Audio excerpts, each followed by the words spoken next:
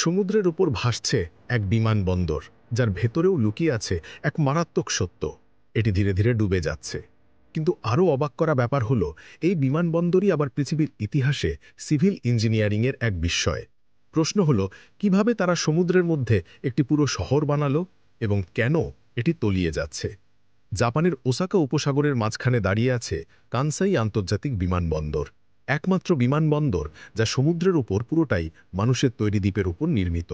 এর টার্মিনাল বিশ্বের সবচেয়ে দীর্ঘ।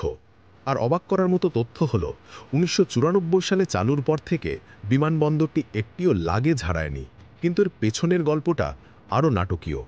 দ্বিতীয় বিশ্বযুদ্ধের পর জাপানের অর্থনীতি আকাশছোঁয়া গতিতে বাড়তে থাকে।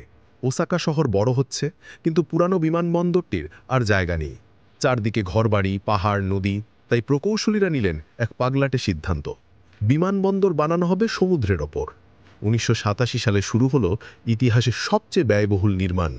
১ মিলিয়ন স্যান্ড ড্রেন সমুদ্রতলে বসানো হলো, যেগুলো মাটির ভেতরের পানি টেনে বের করে মাটিকে শক্ত করত। ৩ বছরে সমুদ্রে ফেলা হলো প্রায় ১৮০ মিলিয়ন ঘনমিটার মাটি, যা গিজার পিরামিডের আয়তনের ৭৫ গুণ। ১১ কিলোমিটার সমুদ্র প্রাচীর আর প্রায় ৫০,০০০ টেট্রাপড দিয়ে ঘিরে তৈরি হলো নতুন দ্বীপ। তারপর দাঁড়ালো এক অদ্ভুত সুন্দর বিমানবন্দর। ১৯৯৫ সালের বিধ্বংসী কোবে ভূমিকম্পেও এটি দাঁড়িয়ে থাকে অক্ষত। কিন্তু সমস্যা শুরু হলো নিচে। গভীর মাটির স্তরে ছিল দুর্বল প্লাইস্টোসিন ক্লে আর বালুর পকেট। প্রকৌশলীরা ভেবেছিলেন বিমানবন্দরটি ৫০ বছরে প্রায় ৮ মিটার বসে যাবে। কিন্তু বিমানবন্দর চালুর আগেই ৮ মিটার দেবে যায়, আর ৮ বছর পর মোট ডুবে যায় ১২ মিটার। ২০১৮ সালে টাইফুন জেবি ঘন্টায় ১৭২ কিলোমিটার গতিতে আঘাত হানে। তীব্র বাতাস, বিশাল ঢেউ ঢুকে পড়ে রানওয়েতে। বিমানবন্দর বন্ধ থাকলো ৩ দিন, পুরোপুরি স্বাভাবিক হতে লাগলো ২ সপ্তাহ। এরপর সমুদ্র প্রাচীর উঁচু করা হয়, রানওয়ে পুনর্নির্মাণ করা হয়। এত কিছুর পরও কানসাই আজও জাপানের তৃতীয় ব্যস্ততম বিমানবন্দর।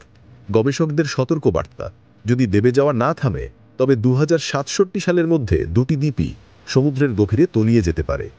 দীর্ঘমেয়াদের ভবিষ্যৎ নির্ভর করছে শুধু প্রকৌশলের ওপর নয়, অর্থনীতির ওপরও।